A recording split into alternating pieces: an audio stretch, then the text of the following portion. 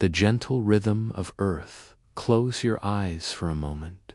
Feel the surface beneath you, whether it's your bed, your pillow, the gentle give of your mattress.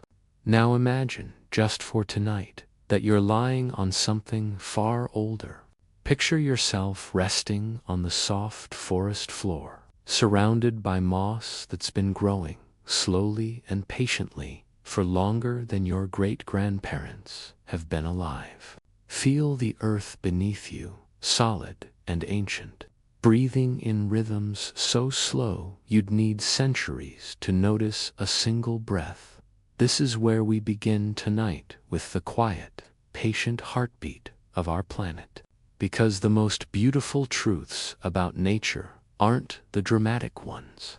They're not the thunderstorms or the erupting volcanoes or the crashing waves, though those have their place. No, the most soothing facts about our natural world are the gentle ones, the slow ones, the truths that unfold over centuries and millennia, the processes so gradual they're nearly invisible, the rhythms so ancient they were old when the first humans looked up at the stars. Tonight, I want to share with you the most relaxing facts about nature, not to dazzle you with spectacle, but to wrap you in the soft blanket of Earth's patience. Because when you can't sleep, when your mind races with the speed of modern life, sometimes the best remedy is to remember how slowly the world truly moves. How mountains rise at the pace of growing fingernails. How rivers carve canyons, grain by grain, drop by drop, over millions of years. How a single tree can stand in the same spot for 3,000 years, watching the world change around it while remaining fundamentally itself. You are part of this slow world, whether you realize it or not. Your body knows rhythms that civilization has tried to make you forget. The circadian dance of sleeping and waking, governed by the same sun that's risen and set for 4.5 billion years. The steady rhythm of your breathing, echoing the inhale and exhale of forests producing oxygen. The beating of your heart, which began when you were barely formed and will continue its patient drum until your final moment, asking nothing of you, expecting nothing, simply continuing because that's what it knows how to do. Nature doesn't hurry. A sequoia tree doesn't worry about growing fast enough. The tide doesn't stress about its schedule. The Earth doesn't panic about completing its orbit around the sun. These things simply happen with a patience that's almost miraculous in its consistency. And tonight, we're going to explore these patient truths together. We're going to slow down to nature's pace, and maybe, just maybe, let that ancient rhythm carry you into sleep. Think about this right now. As you lie here listening, mountains are rising. Imperceptibly, yes, perhaps a few millimeters per year, less than the length of a grain of rice. But they're rising nonetheless, pushed up by tectonic forces deep within the earth. The Himalayas grow about 5 millimeters every year. In your lifetime, they'll rise perhaps a foot. Not much, perhaps. But they've been doing this for 50 million years, and they're in no hurry to stop. At the same time, other mountains are wearing down. Wind and rain and the patient work of ice are breaking them apart, grain by grain, carrying them away to the sea. The Appalachian Mountains, which once stood as tall as the Himalayas, have been eroding for hundreds of millions of years. They've become gentle, rounded peaks-old mountains, worn smooth by time like stones in a river. There's something deeply comforting about that, isn't there? Even mountains grow old gracefully. The earth beneath you is moving right now, not just spinning on its axis, though it's doing that too. At about 1,000 miles per hour, at the equator, a speed you can't feel because you're moving with it, held gently in place by gravity. But the continents themselves are drifting. North America is moving away from Europe at about the same rate your fingernails grow. In a year, the Atlantic Ocean will be a few inches wider. In 100 million years, the world will look completely different. But tonight, this moment, you can rest in the stillness of deep time. There's a meditation practice where you're asked to imagine yourself as a mountain, unmoving, patient, weathering all storms, while remaining fundamentally unchanged. But perhaps it's even more calming to imagine yourself as you truly are, a brief, beautiful expression of the same matter that makes up those mountains. The calcium in your bones was forged in the heart of an ancient star. The iron in your blood was created in a supernova explosion billions of years ago. The water in your cells has been cycling through clouds and rain and rivers and oceans for longer than complex life has existed on this planet. You are, quite literally, made of stardust and ancient seawater, and the same atoms that once formed dinosaurs and trilobites, and the first simple cells that ever learned to divide. You are a temporary pattern in the endless dance of matter and energy. And when you sleep, you're participating in a rhythm as old as life itself. Every living thing sleeps, or something like it. Even plants have daily cycles. Even bacteria have periods of dormancy. Sleep is not laziness or weakness, it's one of life's most fundamental rhythms. So as we begin this journey through nature's most calming truths, I invite you to let go of human time. Forget about alarm clocks and schedules and deadlines. For the next while, we're going to move at the pace of glaciers and growing trees, of shifting continents and patient stones. We're going to remember what your body already knows, that you belong to this slow, ancient world, and that rest is your birthright. If you're settling in for the night, I'd love to know what part of nature makes you feel most peaceful.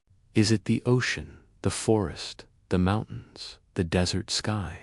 Drop a comment and let me know. But for now, let's continue our journey. Because trees, those patient giants, have secrets to share. The secret lives of ancient trees, standing at the base of a giant sequoia. Your neck cranes back and back and back, following the massive trunk upward until it disappears into its own canopy somewhere far above. The bark beneath your palm is thick, sometimes more than a foot thick, and soft, almost spongy. It's a cinnamon red-brown color, and it smells faintly of vanilla. This tree is old, not just old by human standards, but old by almost any measure. It might have been a seedling when ancient Rome was at its height. It might have been already a towering giant when the first European ships reached North America. And it plans to be here long after you and I, and everyone we know, has returned to dust. There's something profoundly calming about ancient trees. They're proof that patience exists, that slowness works, that there's no rush in the deep patterns of life. The oldest known individual, Treya Great Basin bristlecone pine, named Methuselah's, nearly 5,000 years old. It was already ancient when the pyramids were built. It has lived through the entire span of recorded human history, and it did so by growing slowly, conserving energy, and simply persisting year after year, century after century. But trees aren't solitary beings, despite how they might appear. beneath the forest floor. An entire invisible world exists, a network so sophisticated it's been called the Wood Wide Web. Trees are connected to each other through fungi, mycorrhizal networks that thread through the soil, linking root to root, tree to tree. Through these networks, trees communicate. They share resources. A mother treon, old, established tree at the center of the forest, will recognize her own offspring through these fungal connections and send them extra nutrients, extra sugar produced by her photosynthesis, helping them survive in the deep shade of the forest floor where sunlight barely reaches. When a tree is attacked by insects, it can send chemical signals through the air and through the fungal network, warning neighboring trees of danger. Those warned trees begin producing defensive chemicals, preparing for an attack that hasn't yet arrived. The forest, in this way, is not a collection of individuals competing for resources, but a community, a family, taking care of each other with a patience and generosity that puts our own society to shame in the deep forest. Time moves differently. Light filters down through layers of leaves, green and gold and dancing. It takes minutes for a single ray of sunlight to work its way from the canopy to the forest floor, scattered and softened by thousands of leaves. The air is different, too cooler, damper, rich with the scent of decomposing leaves and growing things. Every breath you take in a forest is filled with phytoncides, organic compounds released by trees that have been shown to reduce stress hormones, lower blood pressure, and improve mood. The Japanese have a practice called Shinrin-yoku, or forest bathing, simply being in the presence of trees. Not hiking, not exercising, just being. And study after study has shown it works. Trees, quite literally, heal us just by existing near us. Consider the lifespan of a single leaf. In spring, it emerges from a bud that formed the previous summer, protected all winter by specialized scales. It unfurls slowly, pale green and tender, and begins the patient work of photosynthesis. All summer long, it captures sunlight, that same light that traveled 93 million miles from the sun in just over 8 minutes, and uses it to split water molecules and capture carbon dioxide from the air, building sugars that feed the entire tree. One leaf doing this quiet work day after day, asking nothing, expecting nothing, simply performing the function it was made for. As autumn approaches, the tree begins to withdraw resources from its leaves. It's not dying, it's preparing. The green chlorophyll breaks down, revealing the yellows and oranges that were there all along, just hidden. The tree seals off the connection between leaf and branch with a special layer of cells, and eventually, when the time is right, the leaf falls. It drifts down, perhaps catching on other branches, perhaps spiraling in the wind and lands on the forest floor, where it will spend the winter, slowly decomposing, returning its nutrients to the soil, feeding the tree that made it, completing a cycle that's been happening for hundreds of millions of years. But trees don't just live in forests. Individual trees, park trees, street trees, they have their own quiet magic. There's a ginkgo tree in China that's over 3,000 years old, still producing those distinctive fan-shaped leaves every spring. There are oak trees in England that were already ancient when Shakespeare wrote beneath their branches. In cities around the world, trees stand as patient witnesses to human drama, growing slowly, offering shade and oxygen and beauty. asking nothing in return. A tree's growth is recorded in its rings, one per year in temperate climates, wide rings in years of abundant rain and warmth, narrow rings in drought years, in cold years, in difficult years. You can read a tree's entire life in cross-section C, the year of the fire that scarred it, the decade of plenty, the long stretch of struggle. Every challenge survived, every good year celebrated, all recorded in the patient accumulation of wood, layer after layer, ring after ring. The tallest trees in the world, the coast redwoods of California, can reach heights of over 300 feet. To stand beneath one is to feel impossibly small and paradoxically deeply connected. These trees create their own weather. Fog condenses on their needles and drips down, providing up to 40% of the water the forest needs. They can live for 2,000 years, and when they finally fall brought down by wind or age or lightning, they continue to give. A fallen redwood becomes a nurse log, providing nutrients and a raised bed for new seedlings. One tree can support the growth of dozens of new trees over the centuries it takes to fully decompose in the tropics. Trees live differently, but no less patiently. A strangler fig begins its life as a tiny seed deposited by a bird in the canopy of another tree. It sends roots down, down, down to the soil, while simultaneously growing upward toward the light. Over decades, its roots thicken, gradually surrounding and eventually replacing the host tree.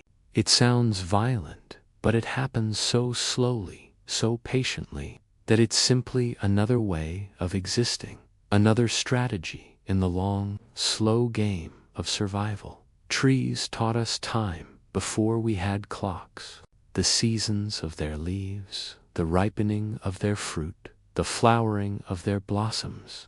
These were our first calendars. Cherry blossoms in Japan bloom at predictable times, moving north with the warming spring like a pink wave washing across the islands. Olive trees in the Mediterranean have been marking the passage of years for thousands of generations. Somewhere in the world, right now, a tree is flowering. Somewhere else, leaves are falling. The cycle continues, patient and inevitable, and profoundly comforting in its reliability as you lie here tonight. Think about the trees outside your window, or in the nearest park, or in the forest you visited once and still remember. They're there right now, in the darkness, still performing their quiet miracle of staying alive. Their roots are drawing up water. Their leaves, if they have them in this season, are waiting for tomorrow's sun. They're not worried about the future. They're not regretting the past. They're simply existing, moment by moment, ring by ring, in the eternal now that trees inhabit. But trees aren't alone in their patience. Beneath their roots, and far beyond them, an entire invisible world moves at its own dreaming pace, a world we're about to explore together. The ocean's slow dance picture, if you will, the ocean.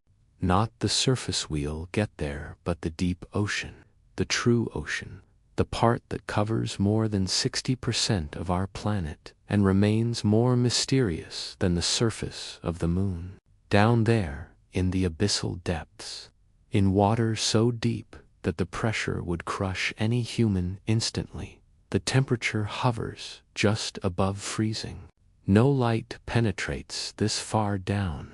It's a darkness so complete that most of us have never experienced anything like it. And yet, in this cold, dark, pressurized world, life exists.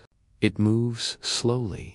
A deep-sea fish might swim a few meters in an hour, conserving every precious calorie in an environment where food is scarce. Some creatures down there live for hundreds of years. There's a Greenland shark that scientists believe might be over 500 years old. It was alive when Shakespeare was writing his plays. It drifts through the Arctic waters, moving slowly, growing slowly, living its patient life in the cold darkness beneath the ice. The ocean itself moves in rhythms that make trees look hasty. The thermaline circulations, the global conveyor belt of ocean currents takes about 1,000 years to complete one full cycle. Water that sinks in the North Atlantic won't surface again until it reaches the Pacific hundreds of years later. Right now, somewhere in the deep ocean, there's water that last saw daylight when medieval monks were copying manuscripts in candlelit scriptoriums. That water is still on its journey, still moving, patient and unhurried through the darkness. But let's rise to the surface, where the ocean meets the air, where waves roll in ancient rhythms. Every wave is a small miracle of physics energy moving through water. The water itself barely traveling, just rising and falling as the wave passes through. A wave might travel thousands of miles across open ocean, but the water molecules themselves just bob up and down, each one tracing a small circle, passing the energy along to the next. It's beautiful when you think about it. The wave you watch breaking on the shore contains energy that might have started as wind somewhere far out at sea days ago. And that energy has been traveling through the water without the water itself making the journey. The tides are even more soothing in their reliability. Twice a day, every day, for as long as the earth has had oceans and the moon has circled above, the tides have risen and fallen. The moon's gravity pulls on the earth's water, creating a bulge of ocean on the side facing the moon and another on the opposite side. As the earth rotates beneath these bulges, any given beach experiences high tide, then low tide, then high tide again, in a rhythm so predictable we can calculate it years in advance. Indigenous peoples around the world have known and worked with the tides for thousands of years. The Seri people of Mexico's coast have different words for different types of tides. The coastal peoples of the Pacific Northwest could predict the tides by watching the moon and stars. Even now, with all our technology, the best way to predict tides is still to understand this ancient dance between Earth and Moon, a partnership that's been going on for over 4 billion years. Think about tide pools for a moment. Twice a day, they're submerged in ocean. Twice a day, they're exposed to air. The creatures that live there, sea stars, anemones, mussels, barnacles, have adapted to this rhythm. They can survive both underwater and in air, both in the cool of submersion and the warmth of the sun. They simply wait. When the tide is out, they close up, conserve moisture, and wait. When it returns, they open and feed. No stress, no panic, just patient adaptation to the rhythm that governs their world. The ocean has other rhythms too, slower ones. El Niño and La Niña, the periodic warming and cooling of the Pacific, occur every few years, but have effects that lasts for seasons. The Pacific decadal oscillation shifts over decades. These are the ocean's slow breaths, temperature changes that ripple through the entire climate system, affecting weather patterns across the globe. And then there's the water cycle itself, that endless loop that connects ocean to sky, to rain, to rivers, to ocean again. Every drop of water in your body has been through this cycle countless times. The water you drank today might once have been in a cloud over ancient Mesopotamia, or in a river that dinosaurs drank from, or locked in a glacier during the Ice Age, or in the deep ocean for centuries before evaporating into the air. Water is patient. It doesn't mind changing form. Ice, liquid, vapor, it's all the same water, just dancing to different temperatures, moving through the cycle that's been going on for as long as Earth has had water. Evaporation happens constantly, invisibly. Every second, countless molecules of water gain just enough energy from the sun to break free from the ocean's surface and rise into the air as vapor. You can't see it happening. There's no drama, no sound, just water becoming air, one molecule at a time, patient and constant. Those molecules rise, cool, condense around tiny particles of dust or salt, and form clouds. Those clouds drift, sometimes for days, carrying their water inland. And then, when conditions are right, the water falls again as rain. Rain on the ocean is one of the most peaceful sounds in nature.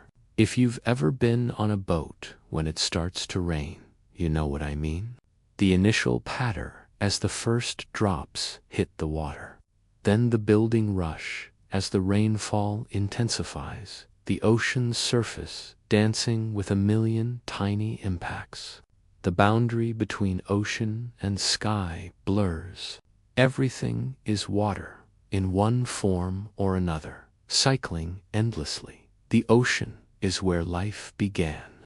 About 3.5 billion years ago, in warm, shallow seas, the first simple cells emerged. For billions of years, life existed only in the ocean. The first plants, the first animals, the first complex ecosystems. Even now, the ocean contains more life than anywhere else on Earth. The total biomass of the ocean exceeds that of all land-based life. Most of it is microscopic. Plankton drifting in the currents, bacteria cycling nutrients, viruses that infect bacteria's entire invisible ecosystem floating in every drop of seawater. Those plankton, by the way, produce more than half of the oxygen you're breathing right now. Not rainforests plankton, tiny photosynthetic organisms, mostly drifting in the sunlit surface waters of the ocean, doing the same basic chemistry that tree leaves do, but doing it on such a massive scale that they oxygenate the entire planet. Every other breath you take comes from the ocean. You're breathing the exhalation of plankton, the gift of organisms you'll never see, can barely imagine, but which make your life possible. There's something deeply soothing about the ocean's sounds. Even if you're far from any coast, the rhythmic crash of waves has been used as a sleep aid for generations. White noise machines try to replicate it, but the real thing has something no recording can quite capture: the irregularity within the pattern. Waves don't come in perfectly evenly. There's variation, natural chaos within the rhythm. Big wave, smaller wave, medium wave, bigger one, smaller, medium, big. Your brain can't quite predict the next one, and that unpredictability within pattern is actually more soothing than perfect regularity. Underwater, the ocean has its own soundscape. Whales sing songs that travel thousands of miles through the water. Some of these songs are incredibly complex, with distinct patterns and even regional dialects. Humpback whales create new songs every year, teaching them to each other. A song might start in one part of the ocean and spread whale to whale across an entire ocean basin over the course of a season. Blue whales sing notes so low that humans can't hear them without special equipment. But those songs carry across entire ocean basins. Blue whale calling to blue whale through the dark water, maintaining contact across vast distances. Even coral reefs have sounds. Snapping shrimp create a crackling background noise. Fish grunt and growl and hum. The reef itself is a symphony, if you have the ears to hear it. And coral, like trees, live slowly. A brain coral might take hundreds of years to reach the size of a car. It grows millimeter by millimeter, building its calcium carbonate skeleton, housing the tiny polyps that are the actual living animal. The polyp extends its tentacles at night, catches plankton, and uses that energy to build its home, one molecule at a time, while the ocean rocks the earth to sleep with its patient rhythms high above. The sky holds its own gentle secrets we'll explore as we drift deeper into the night. The patient journey of stars and light. Look up at the night sky if you can. If you're in a city, you might see only a few stars through the light pollution. If you're somewhere darker, you might see hundreds, thousands, the whole river of the Milky Way spilling across the darkness like diamonds scattered on velvet. But here's the thing that always amazes me. The thing I think about when I need perspective. Every photon of starlight that enters your eye has been on a journey lasting years, decades, centuries, or even longer. The closest star to us, besides our own sun, is Proxima Centauri. It's about 4¼ light years. That means the light you see from Proxima Centauri, if you could see it, it's too dim for the naked eye. Left that star over 4 years ago. You're not seeing the star as it is now. You're seeing it as it was when you were 4 years younger. You're literally looking into the past. Now think about more distant stars. Arcturus, that bright orange star, visible in the northern hemisphere's spring, is 37 light-years away. The light you see from Arcturus tonight left that star before you were born, unless you're quite old. It's been traveling through space all this time, at the speed of light, the fastest speed possible in our universe. A mind-boggling 186,000 miles per second, and it's just now arriving at your eye.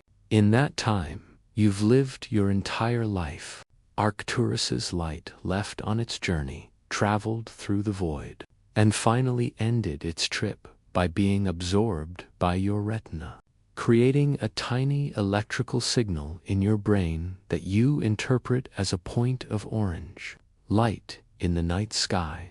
The Andromeda Galaxy, the most distant object visible to the naked eye, is about 2.5 million light-years away. The light you see from Andromeda began its journey before humans existed as a species. When that light left Andromeda, our ancestors were still small-brained apes, just beginning to make crude stone tools. The light traveled through space all this time, through the rise and fall of ice ages, through the evolution of modern humans, through all of recorded history, and it arrived tonight, just in time for you to see it. There's something profoundly calming about this. The universe operates on timescales so vast that our human worries become almost laughably small. That deadline you're stressed about, that argument you had, that embarrassing thing you said, the stars don't know about any of it. They're doing what they've done for billions of years, fusing hydrogen into helium, releasing energy, shining steadily into the void. Our own sun is a middle-aged star, about 4.5 billion years old. It's been shining all this time, day after day, fusing 600 million tons of hydrogen into helium every single second, releasing energy that travels the 93 million miles to Earth in about 8 minutes. The sunlight that warms your face on a summer day left the sun's core as a photon of gamma radiation millions of years ago, worked its way to the surface through countless collisions with other particles, and finally escaped into space and traveled to Earth in those 8 minutes. The sun is reliable. It has risen every morning for as long as Earth has existed. It will rise tomorrow morning, and the morning after that, and continue rising for another 5 billion years or so before it runs out of hydrogen and begins the next phase of its stellar life. This reliability is something every living thing on Earth depends on. Plants use it to know when to grow. Animals use it to know when to wake. You use it, even if you don't realize it, to set your circadian rhythm, that ancient clock that governs your sleep and waking. The stars we see at night are arranged in constellations, patterns humans have recognized for thousands of years. Orion the Hunter has looked roughly the same since ancient Egyptian astronomers charted the night sky.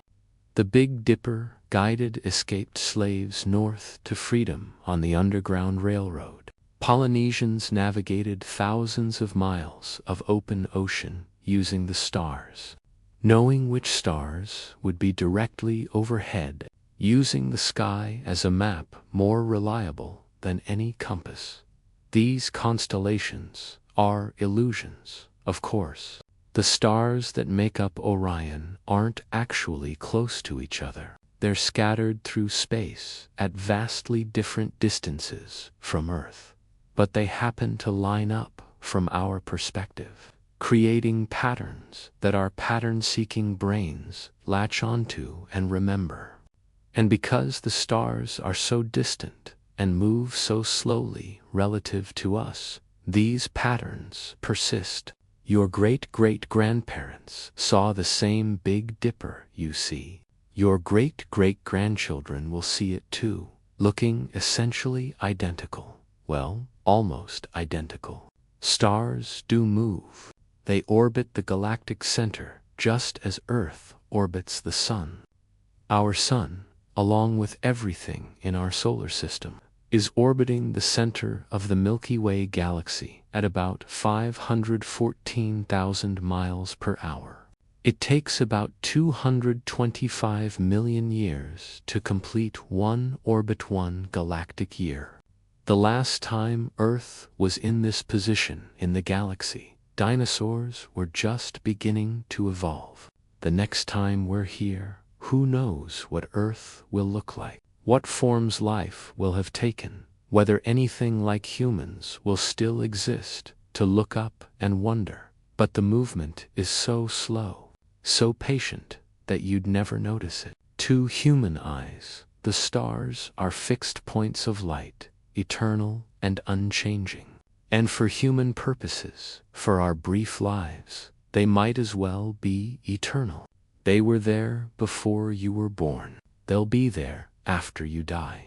They're utterly indifferent to your existence, and there's something comforting in that indifference. You don't have to impress the stars. They don't judge you. They just shine, constant and patient. Here's another calming thought. You're made of stardust. This isn't poetic metaphor, it's literal truth. Every atom in your body, except for hydrogen, was forged in the core of a star. The carbon in your cells, the oxygen you breathe, the calcium in your bones, the iron in your blood, all of it was created by nuclear fusion in stars that lived and died before our sun even formed. When massive stars run out of fuel, they explode in supernova, scattering these heavier elements into space. Those elements drift through space for millions of years, eventually condensing into clouds of gas and dust. Those clouds collapse under their own gravity, forming new stars, and around those stars, planets. Our solar system formed this way about 4.5 billion years ago, from the remains of earlier generations of stars. So the atoms that make up your body are ancient billions of years old. They've been recycled through multiple stellar generations. The calcium atom in one of your teeth might have been created in a star that exploded 5 billion years ago. It drifted through space for millions of years, became part of the cloud that formed our solar system, was incorporated into the primordial Earth, cycled through rocks and water and living things for billions of years, was eaten by your mother in some calcium-rich food, incorporated into your developing body when you were in the womb, and now it's part of your tooth. And when you die, that atom will be released again to continue its journey, possibly for billions more years. We're not separate from the universe. We're not observers standing outside nature looking in. We are nature. We're the universe experiencing itself, matter that has become complex enough to be aware of its own existence. And when you sleep, when you dream, you're participating in processes that connect you to everything else that exists. The same physics that governs stars governs your neurons. The same chemistry that powers the sun powers your cells from the vastness of space, where time moves in billions of years and distances are measured in light years. Let's return to Earth, where even the smallest creatures hold infinite patience, and where the truly tiny things reveal some of nature's most soothing secrets. The quiet wisdom of small things. Kneel down for a moment, not literally. You're trying to sleep, but in your imagination. Lower yourself to the ground, to the earth, and look closely. What do you see? If you're in a forest or a garden, or even the cracks in a sidewalk, you'll find moss, soft, green, infinitely gentle moss, growing in places where almost nothing else can survive. Moss is ancient. The first mosses appeared about 450 million years ago, before there were trees, before there were flowers, before there were insects. Moss watched the first plants colonize land. Moss was there when the first amphibians crawled from the sea. Moss has survived every mass extinction, every ice age, every climate shift our planet has thrown at it.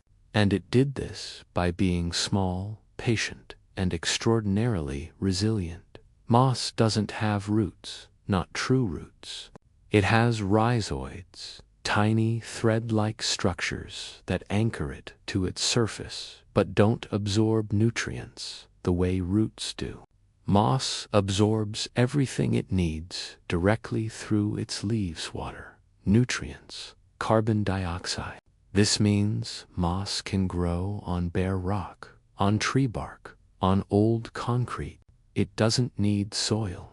It just needs moisture and a little light, and it will grow, slowly and patiently, building up millimeter by millimeter, year after year. Some moss colonies are hundreds of years old. The individual plants die and are replaced, but the colony persists, a living thing that predates nations, that has watched humans come and go, that continues simply existing because that's what it knows how to do. Moss doesn't rush. In a good year, a moss colony might grow half an inch. In a dry year, it might not grow at all. Just wait, dormant, for rain to return. Moss can survive being completely dried out, going into a kind of suspended animation. And when water returns, whether it's a day later or a year later, the moss simply continues where it left off. No stress, no damage, just patient endurance. Walking on a moss-covered log is like walking on the softest carpet nature provides. Moss cushions your step, springs back, holds moisture like a sponge. In a forest, moss creates microclimates, little pockets of extra humidity that other small creatures depend on. Salamanders hide under moss. Tiny insects make their homes, their seeds germinate in beds of moss, using it as a soft, moist nursery. Moss gives, asking nothing in return, even smaller than moss. We find lichen those colorful, crusty, or leafy growths you see on rocks and trees. Lichen isn't even a single organism. It's a partnership between a fungus and an algae, or cyanobacteria, living together so intimately they function as one being.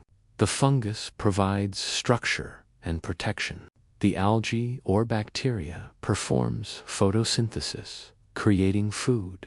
Together, they can survive in places where neither could survive alone. Lichen grows even more slowly than moss.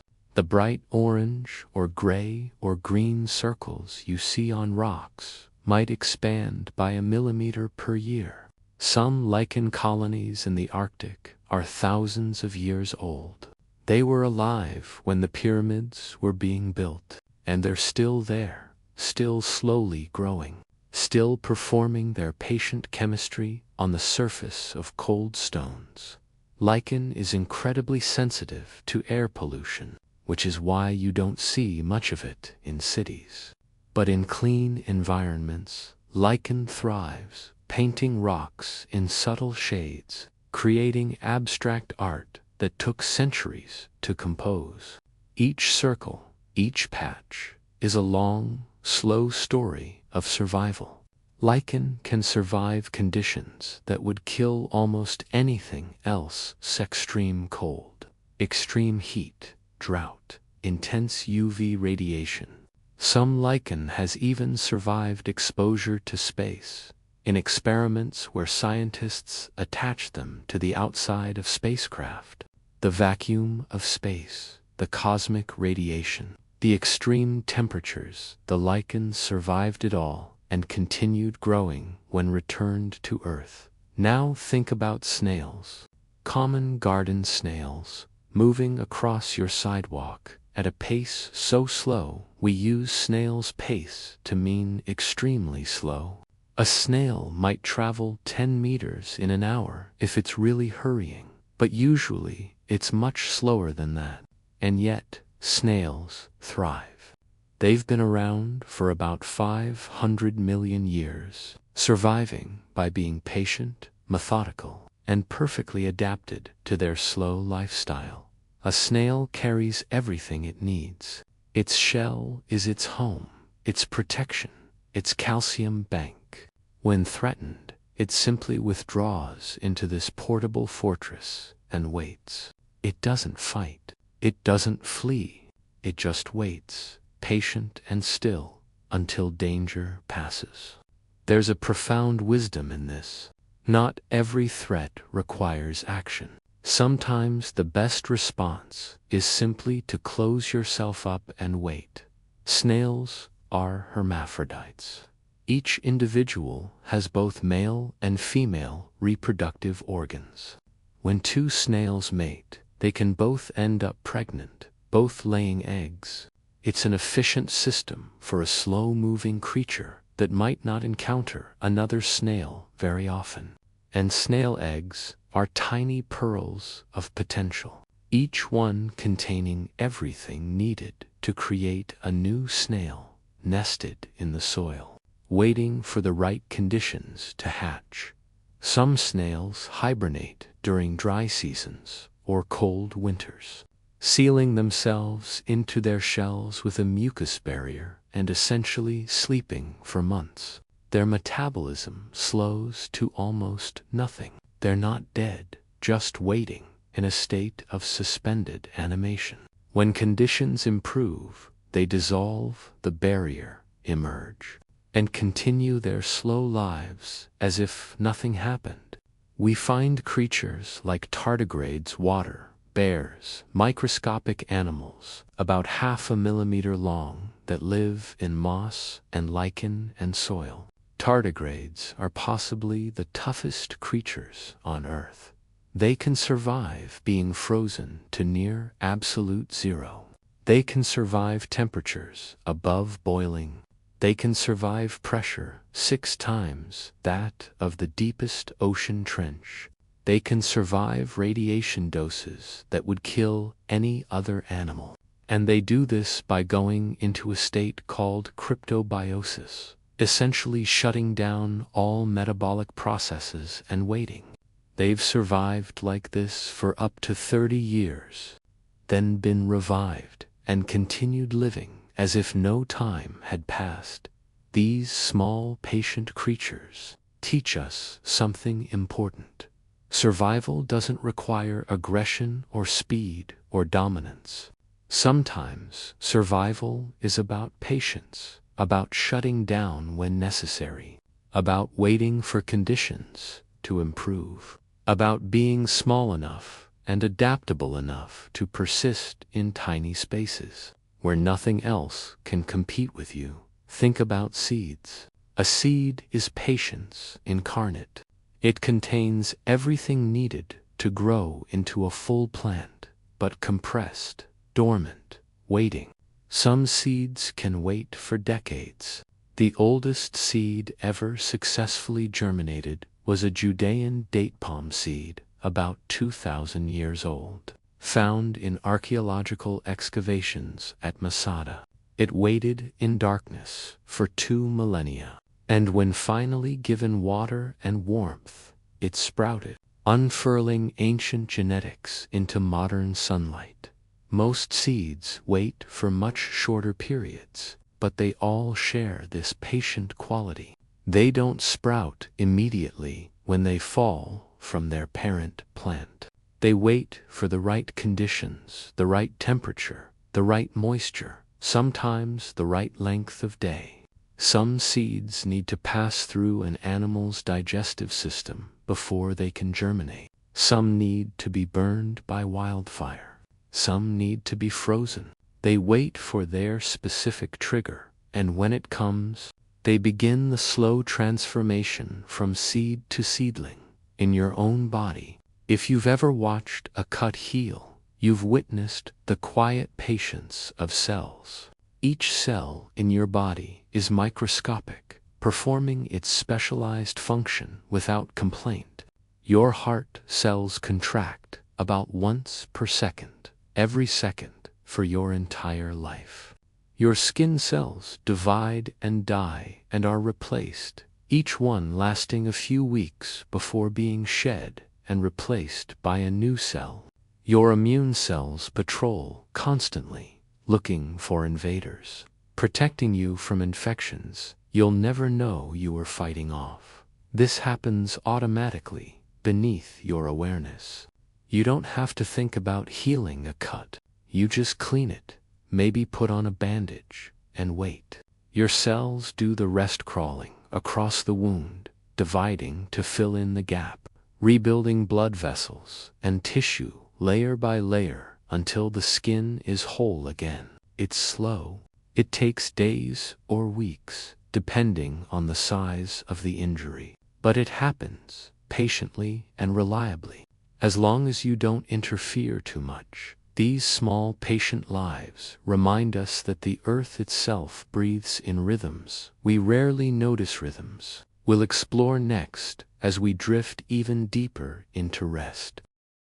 The earth's gentle breath seasons and cycles. There's a moment in late winter, if you pay attention, when you can feel the earth beginning to wake up.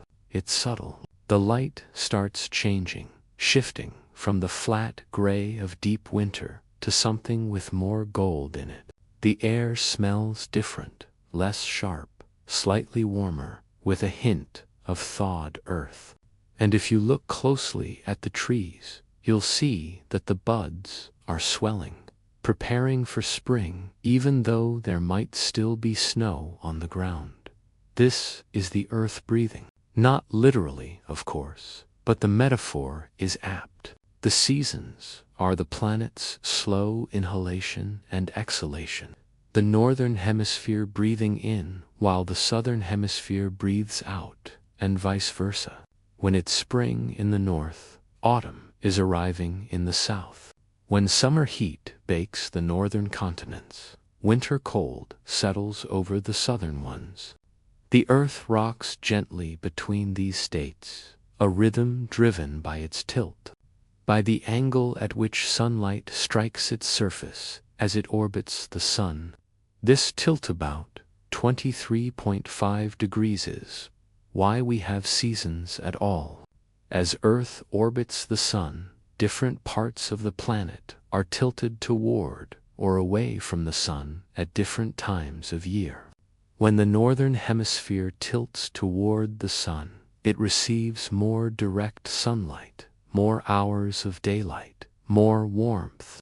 6 months later, that same hemisphere tilts away and winter arrives.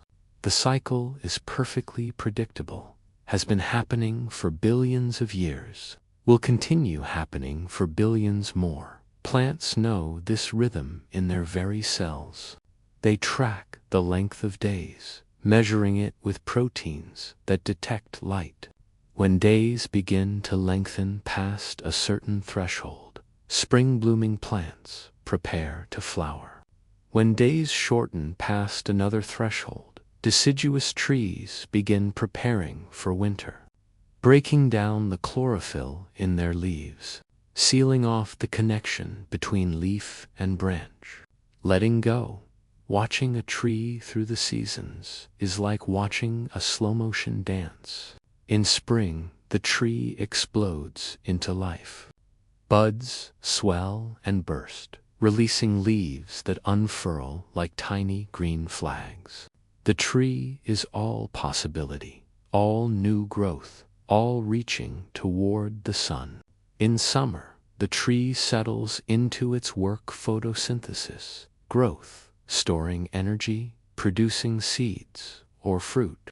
It's the productive season, the season of abundance. Autumn arrives, and the tree begins its preparation for sleep. The leaves turn colors as the chlorophyll breaks down yellows and oranges and reds that were present all along, masked by the green. The tree is pulling nutrients back from its leaves, storing them in roots and trunk for the winter ahead. And then the leaves fall, released by the abscission layer the tree has created. They drift down in the cool autumn air, carpet the ground in crackling color. The tree stands bare, skeleton-like, but it's not dead. It's sleeping. Winter, and the tree is dormant. Its sap has descended, concentrated with sugars that act like antifreeze, preventing ice crystals from forming and rupturing cells. The tree might look dead, but it's alive, just waiting, experiencing winter in a way we can't quite imagine. And inside those bare twigs, the buds for next spring are already formed, waiting for the signal to swell and burst. The tree has prepared for spring before winter even arrived. That's long-term planning that would put most humans to shame. This cycle repeats, year after year. A tree might go through this cycle hundreds of times in its life. Each time, the same process, the same patient preparation, the same perfect timing. The tree doesn't forget how to do this. The knowledge is written in its DNA, refined over millions of years of evolution. Underground bulbs demonstrate even more dramatic seasonal dormancy. Tulips, daffodils, crocuses, these plants spend most of the year as bulbs hidden in the soil. The bulb is a storage unit, packed with energy, waiting for spring. It can wait years, if necessary. But when spring comes, when the soil temperature and moisture are right, the bulb sends up shoots with remarkable speed. Within days, a flower emerges from bare earth, blooms, is pollinated, sets seed, and then dies back. The leaves remain for a while, absorbing sunlight and making food that's stored back in the bulb. And then they too die back, and the bulb returns to its underground waiting. This cycle, too, is perfectly timed. Spring bulbs bloom before the trees leaf out, taking advantage of the sunlight that reaches the forest floor in early spring.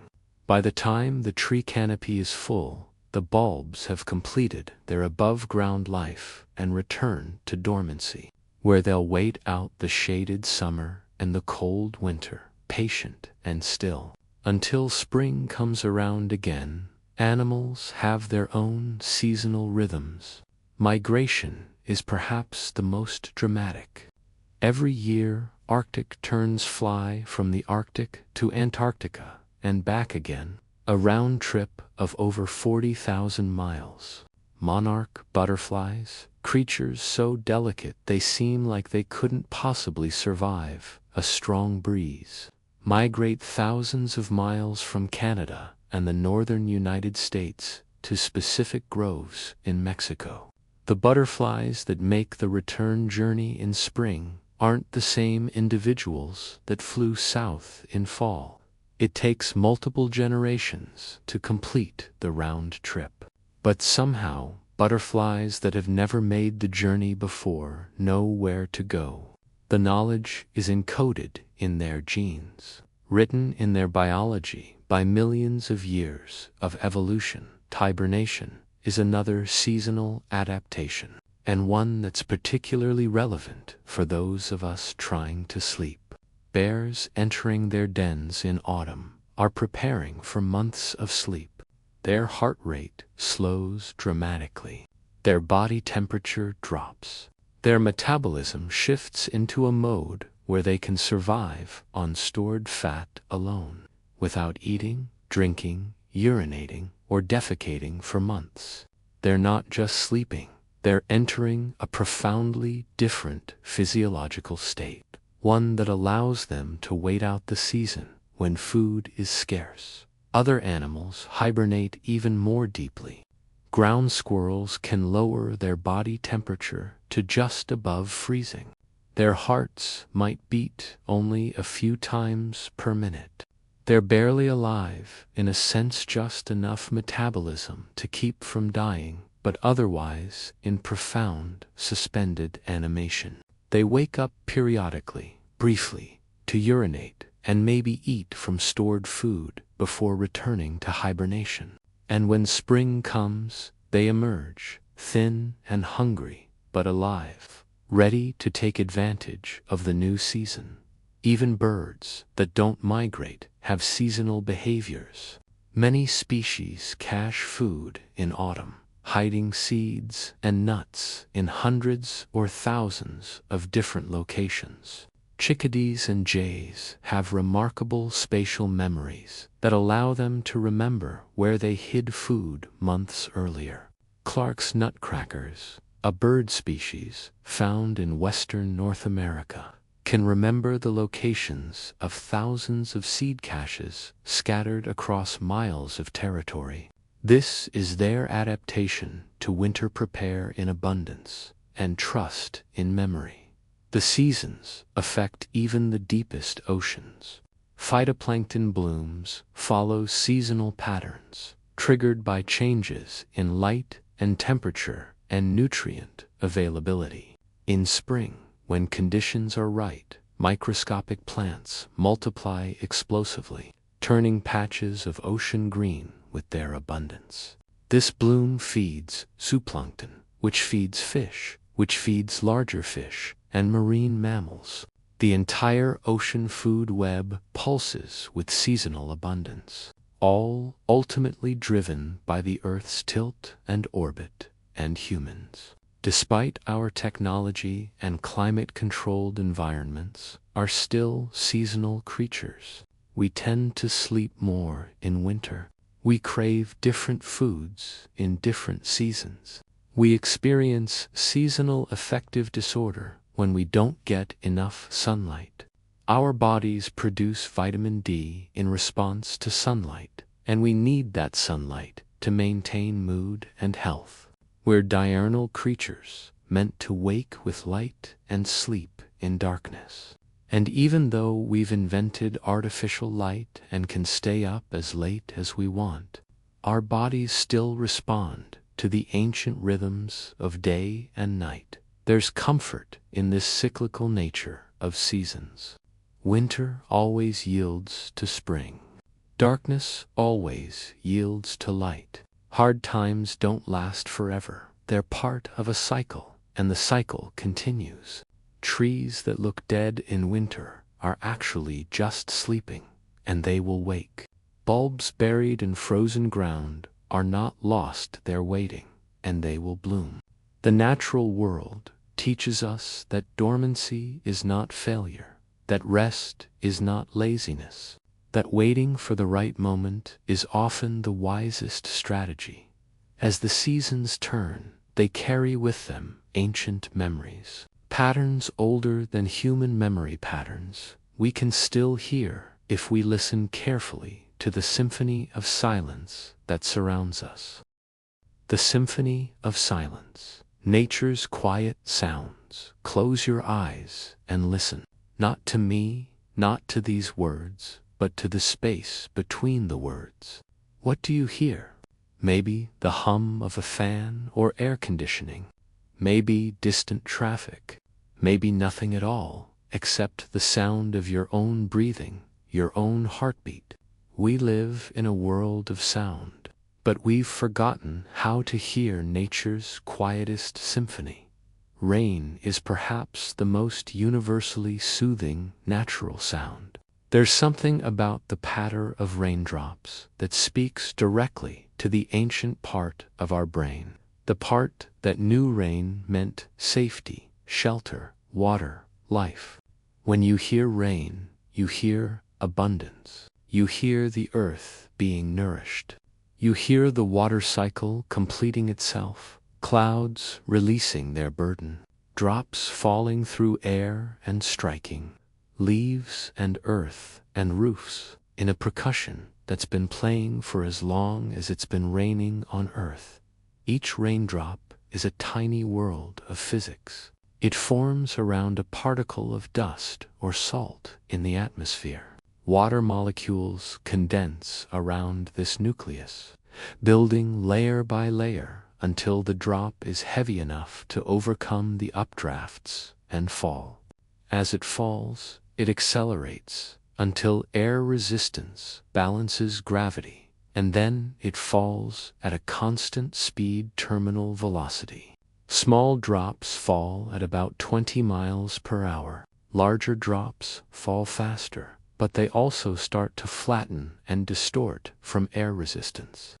And if they get too large, they break apart into smaller drops. When a raindrop hits a leaf, it creates a sound that depends on the size of the drop, the type of leaf, the angle of impact, a dozen small variables.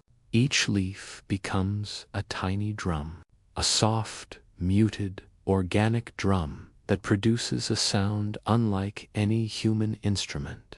Multiply this by thousands of leaves, millions of rain, and you get the sound we call rainfall, white noise with structure, a pattern with randomness, a symphony conducted by chaos and physics. Rain on a tent is particularly soothing, perhaps because it combines the sound of rain with the feeling of shelter. You're dry, safe, protected by a thin layer of fabric while the storm rages outside. It's a primal comfort, a reminder that you've successfully separated yourself from the elements.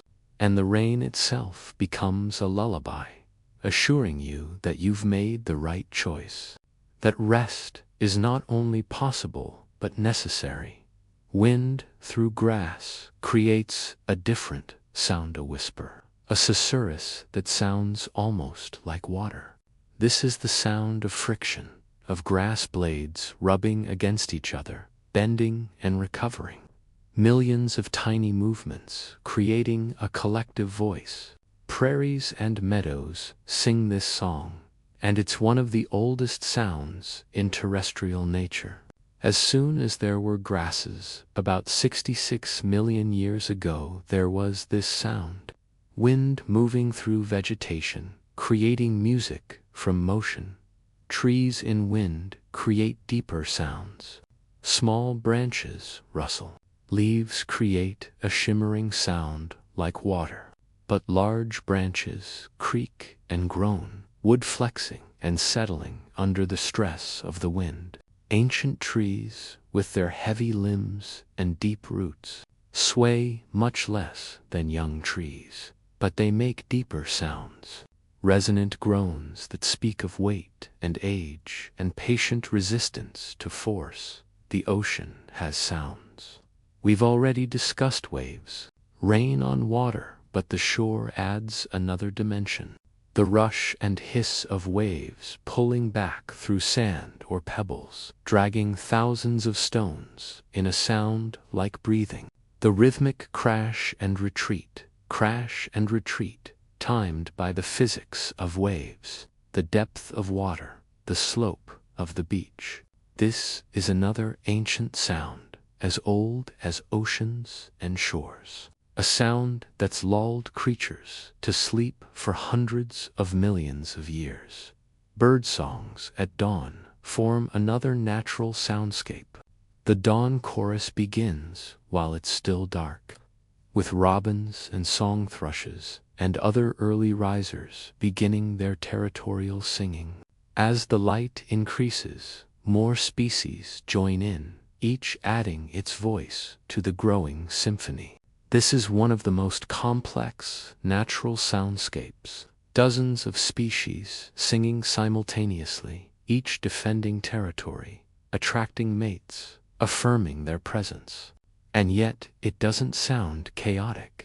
The birds naturally separate themselves across different frequency ranges, different rhythms, different patterns. A wren's bubbling trill occupies a different sonic space than a cardinal's clear whistles, which is different from a crow's harsh caws. These dawn songs have been sung every morning for as long as songbirds have existed, about 47 million years. The specific songs have evolved and changed, but the basic pattern remains. Birds wake and sing to the rising sun. They've done this through ice ages and warm periods, through extinction events and evolutionary radiations, through the entire history of human evolution. When early humans were still learning to walk upright, birds were singing at dawn. When we built our first cities, birds were still singing. They'll probably still be singing long after we're gone. Cricket and cicada songs create the soundtrack of summer nights in many parts of the world. Male crickets rub their wings together, creating a chirping sound that varies in frequency with temperature. You can actually estimate the temperature by counting cricket chirps. Cicadas use a different mechanism, vibrating membranes in their bodies to create their distinctive buzzing. On a warm summer night, the combined sound of hundreds or thousands of crickets and cicadas creates a wall of sound, a white noise that paradoxically makes it easier to sleep by masking other, more irregular sounds. These insect songs have their own ancient lineage. Crickets have been chirping for at least 300 million years. The earliest insects that could create sound appeared even earlier. These sounds predate mammals, predate dinosaurs, predate even the first reptiles. They're among the oldest sounds in the animal kingdom. and they're still with us, unchanged in their basic pattern. Streams and rivers create sounds that vary with their speed and size. A small mountain stream rushing over rocks creates a complex burbling sound, part splash, part gurgle, part rush. Each rock creates its own little waterfall, its own acoustic signature. The water is constantly changing, constantly moving, and yet the sound remains essentially the same. You could record it for hours, and it would never exactly repeat, but it would always sound like itself. Larger rivers move more slowly, but with more power. The sound is deeper, more sustained, a constant rush that speaks of volume and mass and momentum. Rivers have carved canyons, shaped continents, and they did this slowly, grain by grain, year by year, producing this rushing sound the entire time. There's also the sound of snow falling, which is really the sound of silence itself. Snow muffles other sounds, absorbing them in its crystalline structure.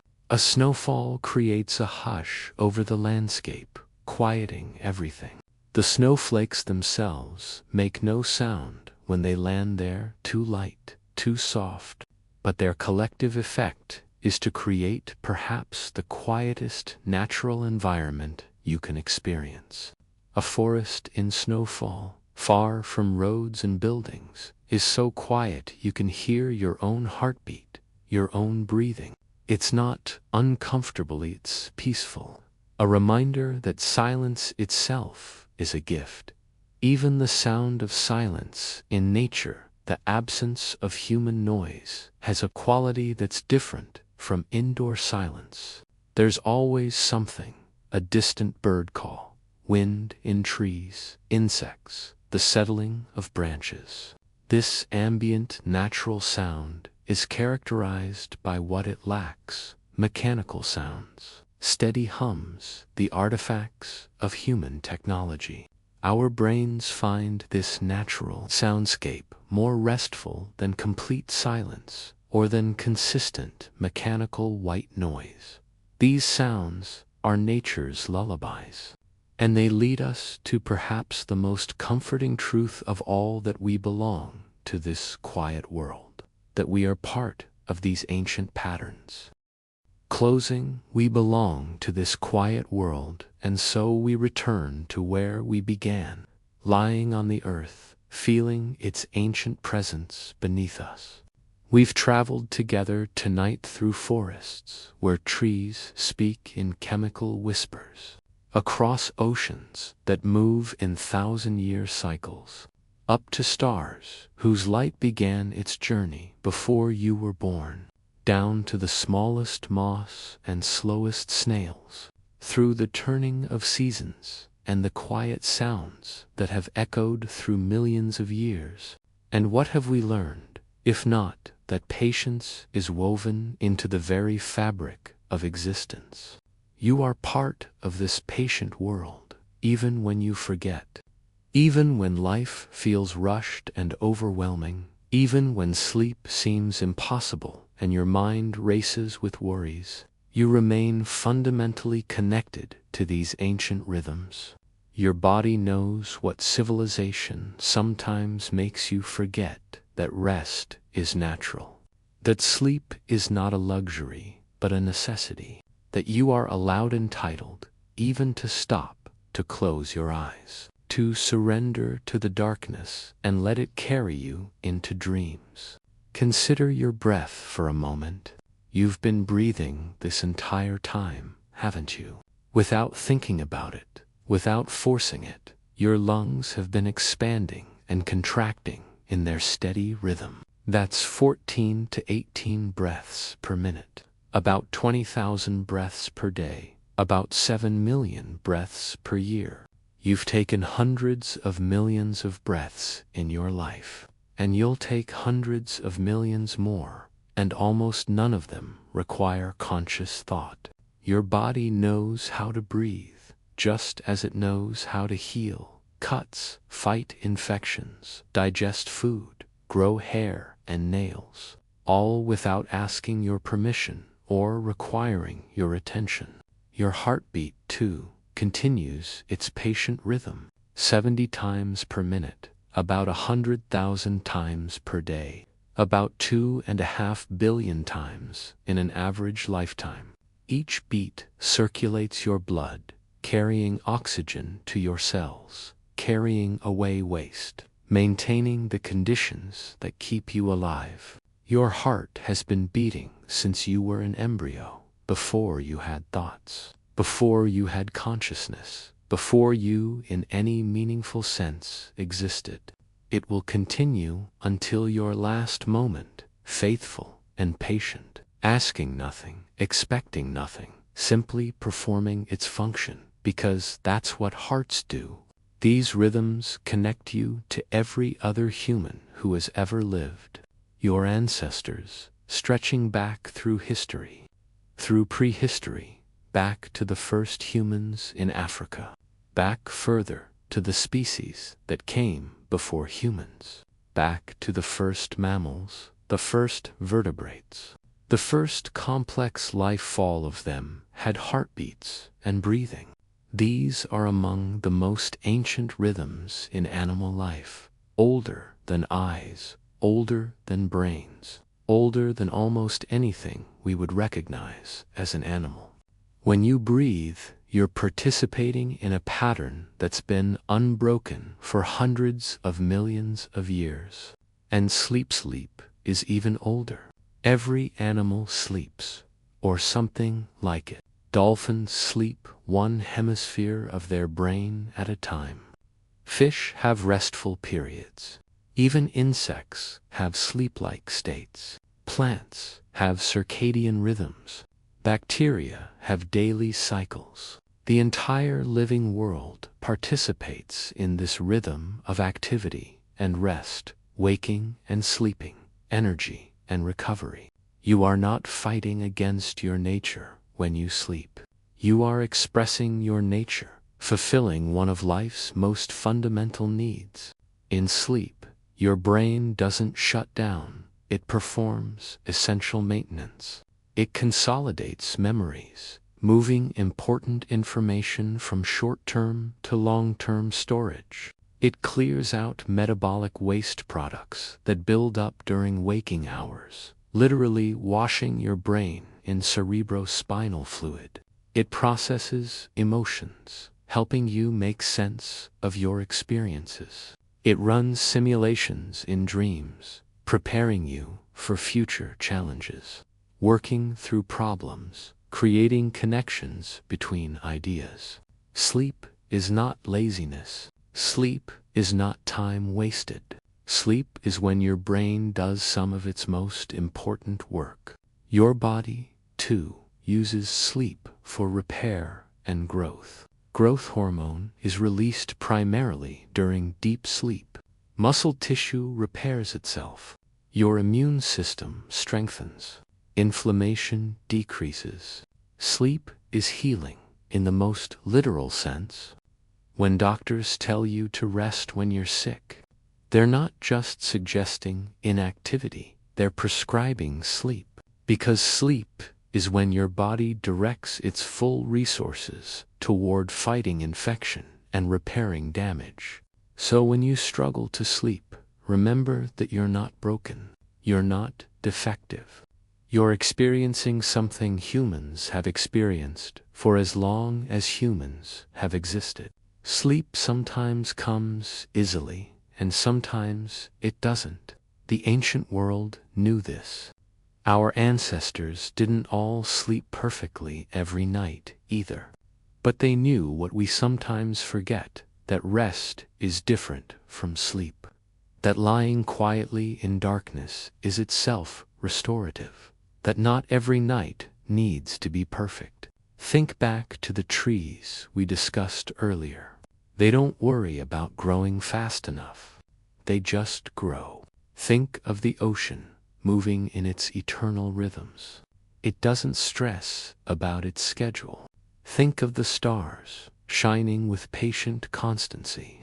They don't question their purpose. They simply exist, moment by moment, performing their function, being what they are. You, too, can simply be. Right now, in this moment, you don't have to accomplish anything. You don't have to prove anything.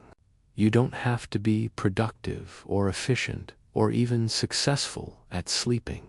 You can just lie here, breathing, letting the earth hold you, letting gravity do its gentle work, feeling the warmth of your blankets or the cool touch of your pillow. You can let yourself be a creature of this earth, subject to its ancient laws, participating in its eternal cycles. The earth has held every living thing since life began. It held the first cells in ancient oceans. It held the dinosaurs. It held your ancestors, every single one of them, back through time to the first humans and beyond. It's holding you now just as faithfully, just as patiently. You are supported by the entire planet, by the ground beneath your building, by the rocks beneath that ground, by the earth's mantle and core, by gravity itself. You are held, you are safe, you are exactly where you need to be. Tomorrow will come whether you sleep perfectly or not. The sun will rise, as it has risen every morning for billions of years.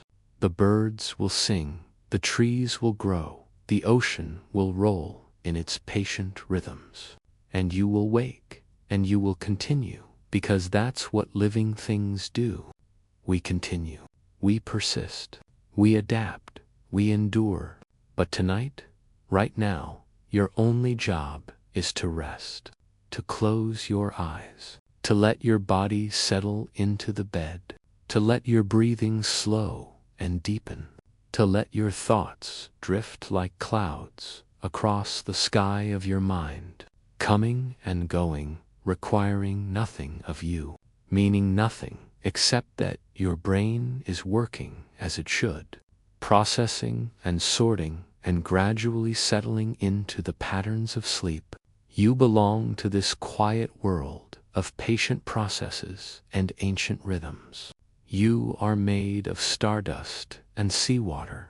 You are the earth become aware of itself. You are a temporary pattern in the eternal dance of matter and energy.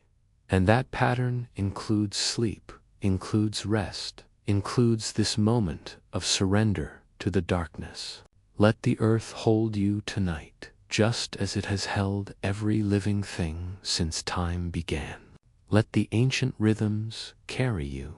Let yourself drift on the slow currents of sleep, knowing that you're part of something infinitely larger than yourself, something patient and eternal and fundamentally good. Rest well, dream well. The world will be here when you wake, continuing its patient turning, its slow breathing, its eternal cycles. And you will wake as part of that world, refreshed and renewed, ready to participate once more in the brief, beautiful dance of being alive. Sleep now. The stars are shining. The ocean is breathing. The trees are growing. The earth is turning. And you are held safe and warm in the gentle embrace of this patient, ancient world. If you found comfort in these nature facts tonight, consider sharing what helped you relax most in the comments below. And if you'd like more peaceful journeys through nature's quiet wonders, subscribe for more restful stories. But for now, let all of that go. Just rest, just breathe, just be. The earth has you. Sleep well. And so we come to the end of tonight's story. Thank you truly for spending this time with me. If you enjoyed this journey through history, please subscribe and turn on notifications so you never miss a new episode. Leave a like if this helped you relax, and share it with anyone who might need a peaceful night's rest. I'd love to hear from you in the comments. What part of Genghis Khan's story stayed with you the most? What would you like to explore in future episodes? Your voice matters here. Now, let go of the day. Let go of everything that doesn't serve you in this moment. The step is quiet, the wind is soft, and sleep is waiting for you, gentle and warm. Good night, dear listener. Rest well, and I'll see you in the next story.